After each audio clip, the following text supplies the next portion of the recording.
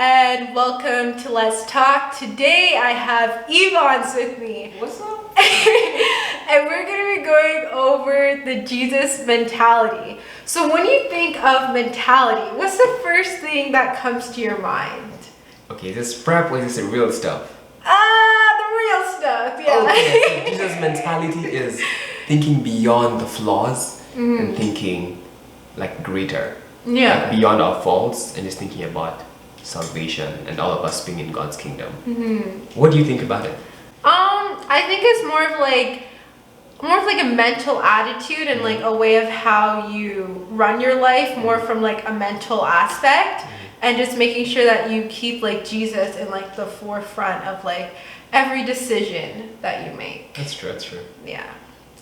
So there are 6 different types of mentalities. There's like joy, love, hate, boredom, and even a sex mentality. So, but what's the surprising thing about all these mentalities is that none of them truly encompass a Jesus mentality. So that's what we're going to dive in deeper today in this video. Yeah.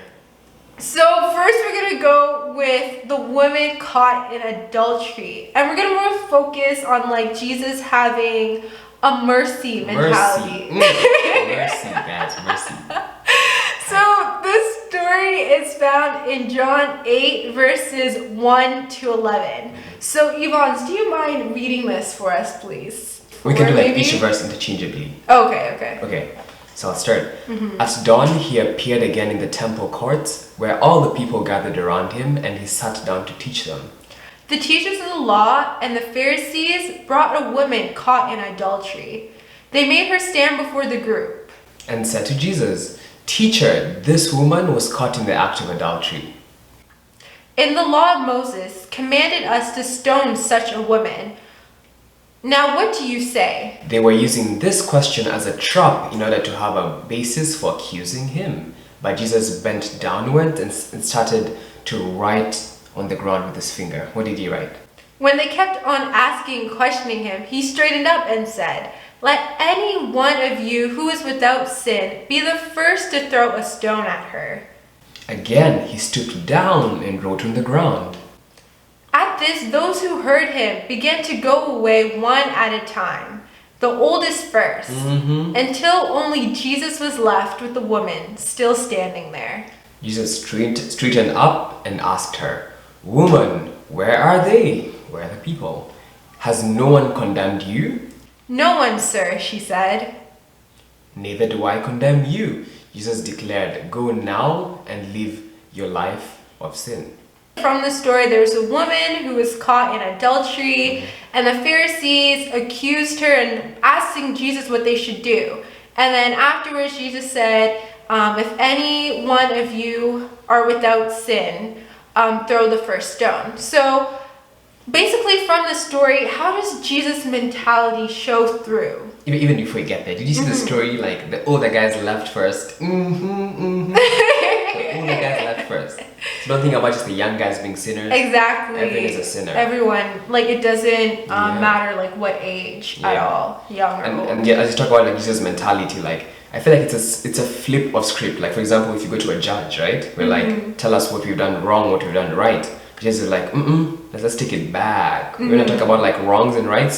Let's write it down. And people are like, oops, that's a self-check. Like, oops, that's my sins on the ground. So I think he's just teaching us to look beyond like getting the faults in people's faces and start checking from within. Yeah, exactly. And like especially like back then, the Pharisees had a big like a very holier than thou like mentality, right? Like they would like pray like loud prayers at like the side of the roads, and like when they were giving their offerings, like they would like drop their coins one at a time so that like everyone can see like how much money they were giving. So basically Jesus was saying like, you guys think like you're so perfect and you're so this, but like every one of you have like fallen short and have sinned, but right? don't you think we do that today as well? We gotta talk about it.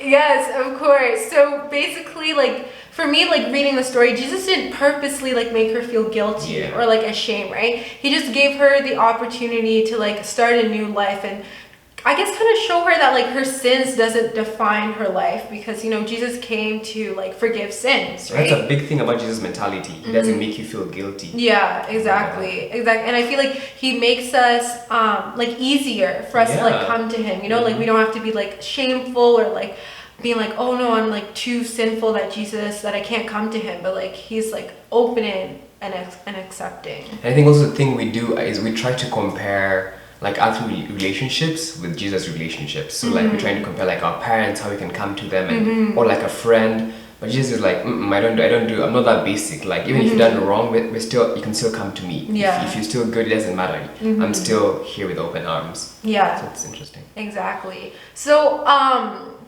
Yvonne's had found this really good passage from Ellen G. White, and it's found on page 460 to 462, and I thought like Ellen G. White kind of summed up this story very nicely. So we won't read like the whole thing because it's kind of long, but just like for reference, you guys can like go back and read it. But there's like a few things that I liked, and I'll just read it quickly. It says, he seeks, meaning like Jesus, not to condemn but to save. The world had an erring woman, only contempt and scorn, but Jesus speaks words of comfort and hope. And I thought this was really good. Like imagine like you're caught in one of a sin that's so looked down upon by society, and to know that Jesus offers you comfort and hope is like such a big thing, you know, for the person. And not only that, like imagine how embarrassed she was. I know. Like all those people there, like ready to kill her, like probably I don't know. Is that even the love of God? Like exactly. Start from the basics. Like where's the love? Like just some discretion at least. Just take it like privately. I think these guys were so eager to prove a point that they missed the bigger picture. Yeah, exactly. And I feel like in our society, we're so quick to judge people and like make people feel guilty. Like a couple of weeks ago, I did this video on like men are trash, and like people are so easy to put labels on people to bring them down instead of being like, okay, like maybe this guy like made a mistake, but like however, like he's not a bad person, like maybe pick out like some good qualities about him, which I think would be like more of like a Jesus mentality to do instead of just like putting labels on people, right? But again, if you think about it, because again we're human, right? We have the good and the bad. So if I was to label you, how should I fairly label you? Just like on the good things, or what about the bad things? How should I go about it? Well, how would Jesus go about it? Yeah, exactly. Well, I don't think like Jesus ignores like the bad things, but I think he says like the bad things shouldn't define like who we are, right? Good point. So how does the Bible say we can have a mind like Jesus? Philippians 2:5. Yes. Let this mind be in you, which was also in Christ Jesus. So the Bible encourages us to have like minds like Jesus. Just like seek Jesus and you'll start thinking like him. Right?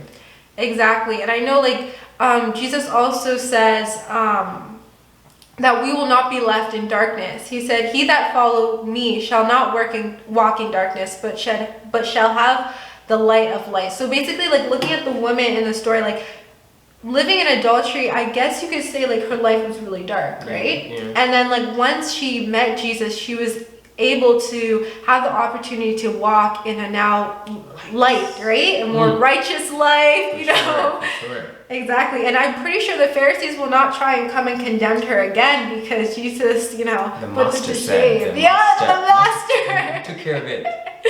He did. He really did. So how can we relate this to our lives? 2 Timothy chapter 1 verse 17. It says, for God has not given us a spirit of fear, but of power, of love, and of sound mind. When I heard that verse, the first thing that came to my mind was like social media. Like this past year, like a couple of months ago, I was finally able to like get rid of like all social media. It was really hard for me. I know she does. It was really hard for me because like it's just a way to like connect and like interact with like friends and stuff, but for me like mentally it wasn't like the best for me. And I found like this study by Public Health, and they said like Snapchat, Facebook, Twitter, and Instagram, they all lead youth to like increase feelings of like depression, anxiety, poor body image and loneliness, right? True. And then like reading this verse and it says like God wants to give us a sound mind through love and power. Like imagine like you don't have to be bombarded with like depression or anxiety or like poor body image. So I thought it was like kind of cool that God wants us to have like a nice sound mind and not be So I thought that was like really interesting. So how can we implement a Jesus mentality into our lives? Let's be practical. Let's be practical, because that's like thinking like Jesus is a bit different. It's like beyond what we can do. I think the first thing is just to ask yourself, what would Jesus do? Yeah. And how do you start thinking like that? I think if I don't think like you, I have to study you, right? Yeah, exactly. And we have the best manual, which is the Bible. Just to go deep inside, see how he deals with situations, how he talks to people. Most of the times, things we do, like he'd be like, no, chill. Like let's scale it back. Let's look at how we can do it differently. So just spending time studying and also praying, just connecting with him. There's a whole lot of difference. What do you think? Yeah, I definitely like how you brought up like studying the Bible for me, because like when I was younger, my aunt said she would pay me like $100 to read the Bible. I need your aunt in my life. Give me the same motivation. So I would wake up 5 o'clock in the morning to read the Bible. Incentives. And I was just like, because I'm just like, I was motivated by money. Like I wasn't like, it worked. But like now, like this year, I'm like starting to read it over again, and like I'm like taking notes. I'm like highlighting different passages. Like, and I think like you can't just read it. You have to study it for yourself and like implement different things in your life. Like I heard this study or whatever, and she said, this lady was saying, the most you remember is when you act on what you have heard. Like if you just listen to something, you'll only remember, I think she said like 5% of it. But like I think you remember up to like 50% when you actually act out or like practice what you have read. But I think like once we actually like practice what we have been reading, then we actually like be able to have a Jesus mentality. True. What about the music? Let's open the box. Let's open the can of worms. Music. I think movies, this is like a really touchy subject for some people. That's why we're here today. We're here. Would Jesus touch that topic? Would Jesus touch it? Yes, of course. Let's do it. What do you think about music? Yeah, I think like music is a big part, just because like the words and like the beat and the sound like does something to your brain, right? And like I think you have, like for me, like if I listen to, let's say, I don't know, like a Chris Brown song, like maybe like 2 times, like I can literally sing the whole song word by word without ever looking at the lyrics or anything, right? But then when it comes to like saying a Bible verse, I'm just like, what does it say? I gotta take out my phone, like flip through it or whatever. Give me the $100 or something. So I think like you have to be very careful what you listen to, just because like it puts like I guess like a digital imprint on your mind, which is something like hard to erase. So what do you think about? I think music, I think it's very powerful as well, but just scaling it back to Jesus mentality. Again, it's important when you said like what you put into your mind makes so much sense. It drives what you do and all these things. But again, let's look at the Bible. How many times did Jesus focus on music? Like it's barely the subject of the day. Let's bring it to music in the church. Like people have arguments about music in the church. Like what we should do this or this. Should we play music this way or this way? But did Jesus focus about such small things? What's a bigger picture? Salvation, right? Exactly. Does the kind of music listen to take you to heaven? No. So let's focus on, I think, more important things above. But again, be sure to feed your mind with things that are heavenly and things that bring you closer to Jesus, and that's going to give you Jesus mentality. And I also think like this is a big topic, but we can just touch it briefly. But like Christian music, I feel like there's certain Christian music as Christians we shouldn't be listening to as well, because I don't know, I just feel some of them, like the lyrics are not really glorifying God. Like for me, I feel like when you listen to like Christian music, it's supposed to be like giving glory to God, like praising Him and stuff, and then some of them is just like, I don't know, more glory towards like the person, or not even anything that's like Christian at all. Like let me give an example. There's like this one song that goes like I am a tree, he's an ocean, this and this and that. I don't know, like for me, like it's okay, but I just like I don't know. I don't know how I feel about that. So. Is that the Jesus mentality though? But again, yeah, that's true. You have to be careful, right? Yeah. Because there are things that don't. It's just like an in between, right? It's lukewarm. Mm-hmm. You're not sure if it's about God or not about God. Right? Yeah, exactly. So that's tricky again. So even as you in your Christian pursuit, definitely seek things that explicitly talk about God. Because now the world is getting into like a comfortable state. Yeah, exactly. You don't know what's right and wrong, but so yeah, just be careful about what you listen to. Yeah. But again, just focus on what's above. Because I found like I used to have friends who used to argue a lot about like listen to this kind of music, like is this beat like too much? Is this like where it's okay? But I'm like, we're here for the message. We're here to glorify God, exactly. right? That's the intent. Yeah. If you get it right or wrong, we're gonna have like heavenly music above. So let's focus on what we can do now and then. Yeah. Keep our eyes on another timeline. Yeah. So what do you think about movies? I would say I don't know Jesus mentality. I feel like okay, that's tough. You go first. Let me Movies? Yeah. I know for me, I have really bad experiences watching like the Avengers and like Marvel movies. Like I've had like really, really terrifying nightmares like after them. And like I've watched this like documentary on Little Light Studios, very good YouTube channel if you guys want to check it out. And they did like this whole study about how like the message that they portray is definitely like not like a good message, and it's like heavily indoctrinated with like evil stuff. And like through like having my nightmares, I really realized like they're really not movies that I should be like filling my brain with. But then again, like everyone's kind of different. Like maybe it's just like my personality that I don't know, I react to those movies. But yeah, I've noticed that like when I watch those movies, I get like terrifying nightmares and stuff. That's true. I think for me, I don't attach myself to movies. I don't really feel all those emotions. Oh, okay. Like, so you don't put like your emotional. Okay, no. That's probably like I think it's more like a girl thing. Like where you're like. I've talked to some friends. They're all into the. I'm like, I don't get it. But you look again, over and they're like bawling their eyes I'm like, out. it's just a movie. Like it's fake. Like we know it's fake, right? Yeah. I think, as you said, like what you put into your mind really matters. Because these guys, they have like subliminal messages. Subliminal right? messages, it's exactly. Like things you don't really think about. I think now I'm becoming more careful. I'm like, I'm seeing like this is like something that is like passively they're gonna say it in the movie, but if you think deep about it, it's not glorifying God. So I think I'm more cautious about what I watch.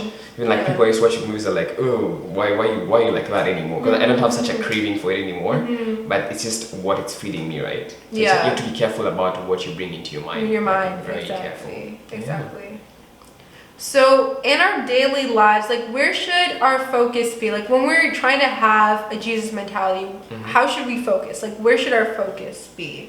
Psalm 37 verse 4. Take delight in the Lord and He will give you the desires of your heart.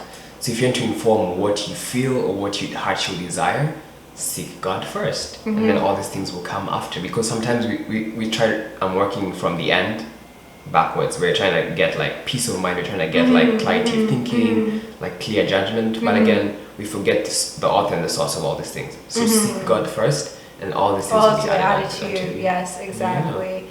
And I like Matthew 6 verse 33. And it says, but seek His kingdom and His righteousness, and all these things will be given to you as well. And it's just like what you were saying first, like before we can have like joy, peace, happiness, we have to like seek God first, because He's like the giver of like all these things, right? And it's like important to remember that God only wants like good things for us. He doesn't like to see us like suffering or anything. So I think like once we focus on seeking God first, then we'll be able to like have His mentality, right? Yeah.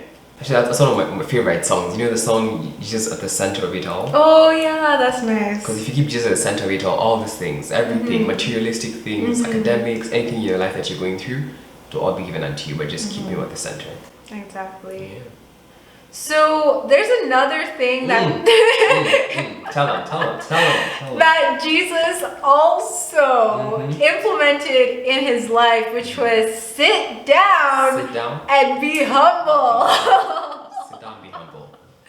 Yeah, so this can be found in Matthew 20 verse 26 to 27, and basically Jesus is saying that like if you want to become great, you have to first become a servant, right? And I feel like in our day and age, many people don't like to serve. They want people to serve them. You know what I mean? They just want to go up to the top without doing, the work to get there, right? Sure. And I feel like this is such like a great part that we have to like remember to stay humble. Like everything that we receive is from God, right? So. And I think also that messed with like, remember the disciples, like when Jesus was washing their feet? That's like, wait, hold up. What's happening here? Like you're the master and you're washing our feet. Like that's like a total like 360 spin. Yeah. And that doesn't really happen. I'm meant to wash your feet because you're the master. Jesus is like, as a leader, as a Jesus mentality kind of thing, I'm gonna serve you guys. That really puts you in your place. Like even the greatest still serve the people down there. Just be humble. Exactly. And I feel like also like certain careers in our society, like janitors and stuff like that, like people always like look down to them and stuff. I'm just like, well, they are like, if it wasn't for the janitors, we'd be like living in like dirty places, right? So like especially like for church, like if you see like paper on the ground, it doesn't take you like 2 seconds to like bend down and pick it up. Tell it like it is. Like don't let your pride override like good actions that we should do. And also, it wasn't Kendrick who came up with this line, it was Jesus, okay? Jesus said it first. Kendrick quoted Jesus. Yes, exactly. So thank you guys for joining us today. We talked about having a Jesus mentality, more on the focus of mercy and humility. So hopefully in our daily lives, we can strive to have a mind of Jesus in everything that we do. So thank you for joining Let's Talk. Please comment, like, and subscribe. And we'll talk next week. Oh, no problem. Come again. Right. We'll talk next week.